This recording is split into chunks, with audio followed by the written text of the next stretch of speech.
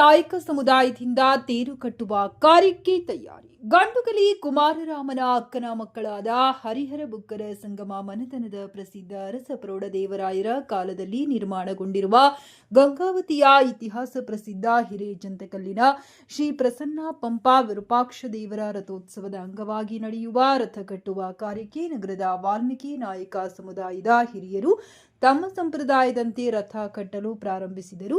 ಈ ಸಂದರ್ಭದಲ್ಲಿ ನಾಯಕ ಸಮುದಾಯದ ಮುಖಂಡ ಮತ್ತು ಆನೆಗುಂದಿ ಕುಮ್ಮಟದುರ್ಗದ ಪುವಲ ವಂಶಸ್ಥ ಎಚ್ ರಾಜೇಶ್ ನಾಯಕ ದೊರೆ ಮಾತನಾಡಿ, ನಮ್ಮ ಸಮುದಾಯವು ವಿಜಯನಗರ ಸಾಮ್ರಾಜ್ಯ ಆಡಳಿತದಿಂದ ಇಂದಿನವರೆಗೂ ಪಂಪ ವಿರೂಪಾಕ್ಷ ದೇವರ ರಥ ಕಟ್ಟುವ ಕಾರ್ಯವನ್ನ ಮಾಡಿಕೊಂಡು ಬರುತ್ತಿದೆ. ಸರ್ಕಾರ ರಥ ಕಟ್ಟುವವರಿಗೆ ಸಿಗುವ ಮಾನ್ಯತೆ ನೀಡಬೇಕು ಹಾಗೂ ಸಮುದಾಯವನ್ನ ಗೌರವಿಸಿ ಪುರಸ್ಕರಿಸಬೇಕೆಂದು ತಿಳಿಸಿದರು.